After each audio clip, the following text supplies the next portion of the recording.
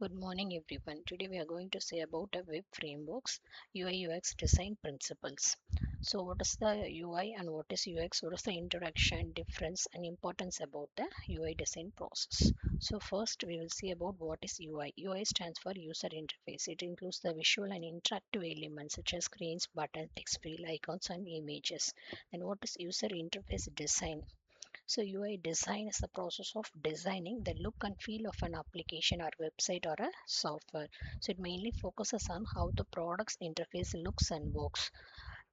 So what are the types of UIs are available? Types graphical user interface, voice user interface, menu driven user interface, touch user interface. There are many types of UIs are available. So what is UX? User experience. So it is design. It is the process of designing and improving the product to provide the best experience for a user. So the key elements is usability, accessibility, and everything. So for example, if we consider the food delivery app, the UI will be the buttons, the colors, the menus. What we will see in the screen is represents the UIs. And what is UX? How it easy to find the food, order quickly, and make payments. So overall experience is the UX. So there are many examples of these. So main difference between UI and UX is UI means visual design of the product, and UX is overall experience of a user. So mainly deals with the uh, color and overall look of a UI, and it UX deals with the experience of a user. So this is a diagram for UI and UX. Then what does a UI designer do? So UI designer, what they will do, design a visual elements, maintain consistency and everything. What does UI designer do? So they will mainly focuses on the overall experiences of the a product or a software. So what is the importance? Why we have to go for a UI UX? So first impression is the best and better user satisfaction and increases usability and accessibility, boosts engagement and retention, competitive advantages. There are many importance are there. Then uh, what are the UI and UX for a app? So for WhatsApp, UI is a green color theme and shared purpose, and for UX it is easy to send the messages with one tap. So there are many examples there. Next one is Google Maps and Netflix and YouTube and Instagram. Next is the design thinking process. So design thinking process is starts with the empathize, define, and ideate and prototype and test. So before designing a UI, we should know how to frame empathize, define the for what we are designing, and ideate, prototype, and test. So design thinking process and the empathize is to understand the user's needs, challenges, and behaviors by interacting with them directly. And an example for this is if we are designing for a banking apps, we should know the vision impairments, limited technical skills, and everything. So what is define? Define means clearly frame the problem based on the insights from the empathize phase. And second, example for the banking app is problem statement is elderly users of mobile banking apps face significant barriers due to small text, complicated navigation, and everything. So the next phase is ideate. Ideate means generate a wide range of creative ideas and possible solutions. And for example, the mobile app, we should design the app with larger fonts and adjustable text size and voice activated actions. The next phase is prototype. Prototype means build a low cost and scale down versions of the product or services. And then example for a mobile app is we should define the simplified screen, voice prompt, and everything. Then last phase is test. Test means we have to give that developed design to real users to redefine the solution and get a feedback from them to redefine their designs. So what are all the test we can get from the user is we have to redefine that. So this design thinking process is a iterative process. So we should get the feedback and we should repeat the entire process from the empathy empathize process to test phases. And the next is empathy mapping. Empathy mapping is this collaborative visualization when used to articulate and understand the user's needs, thoughts, feelings, and behaviors. So this is the empathy mapping. Then how an empathy mapping works. So first define the user. What are the users using our UI? And fill the quarters, that is think and feel, say and do, see, hear, and analyze the everything and apply. So for what are the steps in creating an empathy mapping is first research, that is collect a user feedback, conduct an interview surveys and define the user. What are the users?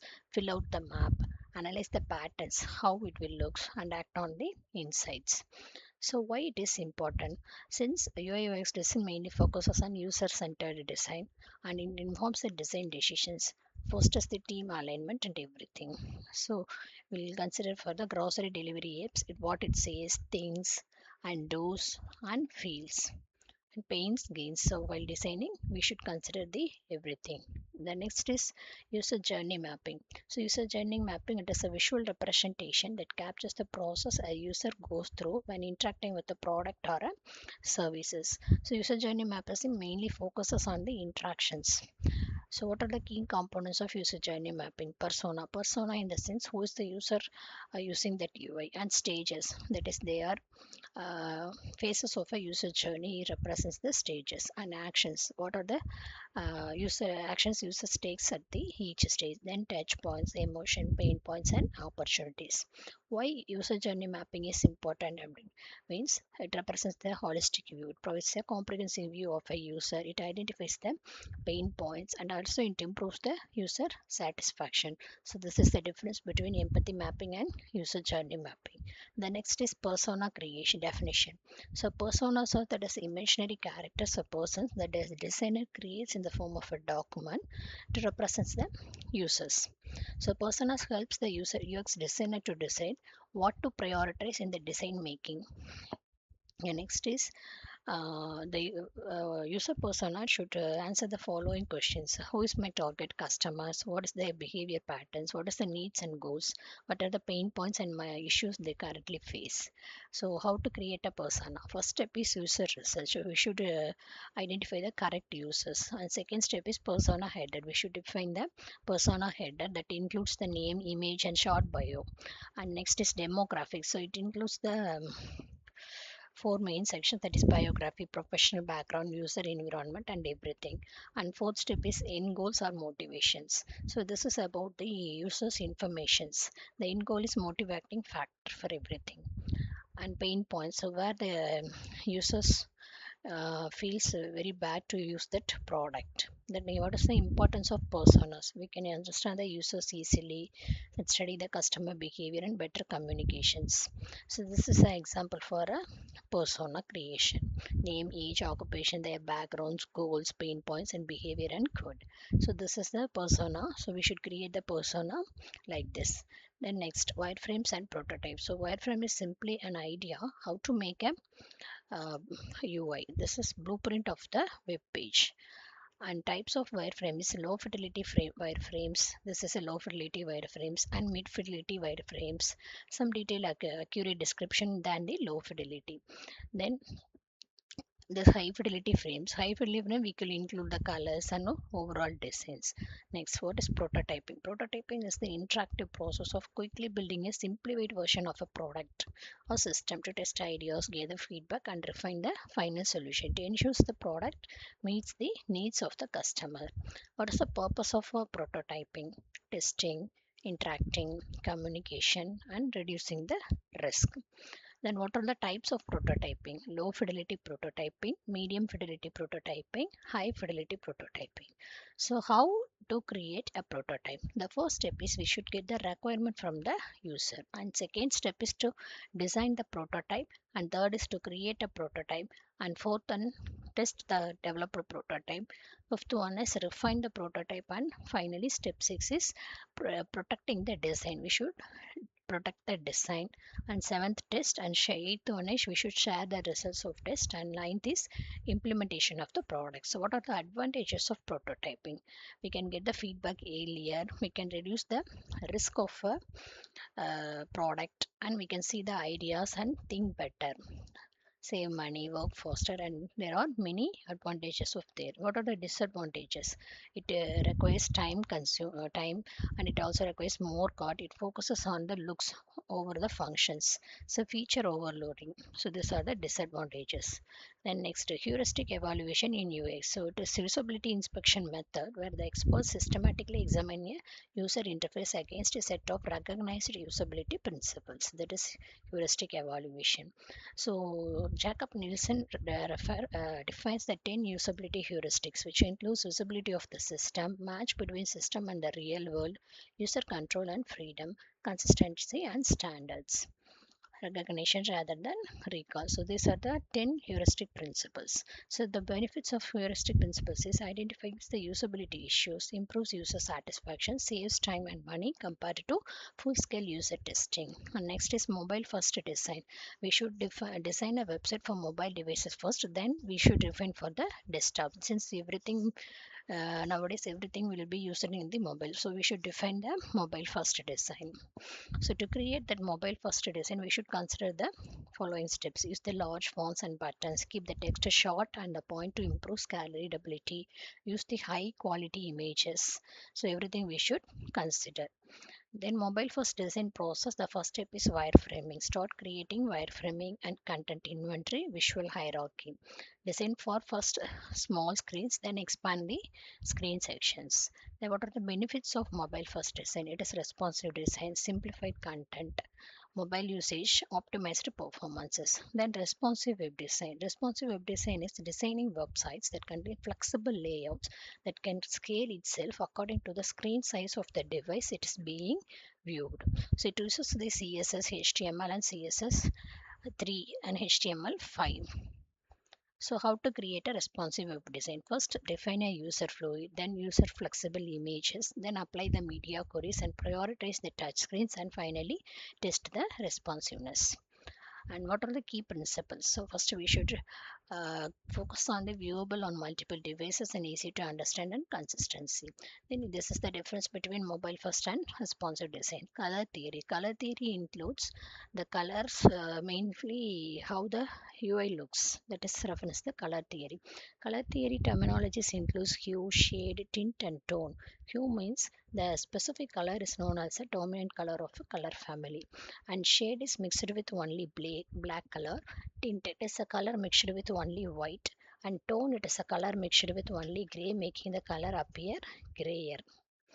So intensity, temperature, cool colors and everything. So this is the color wheel, primary, secondary and tertiary colors. So these are all about the color theories. Color harmony, split complementary, triadics. There are many color theories and color models all available. So we should know grayscale model, HSP model and everything. So the color families includes fairy warms, so smoothing, cools and everything. Typography in UX design. So typography is the art of utilizing typefaces and fonts to create content on a website or app that is clear, readable, understandable, and pleasurable to the user who is viewing it. So this is mainly focuses on the text that appears in the screen.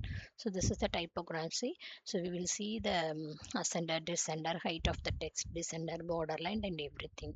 So what are the terminologies in the typography? Typeface, font, serif, sans serif, italics, its height, baselines, and these are all the color typography principles. So letter spacing and letter line, these we should consider.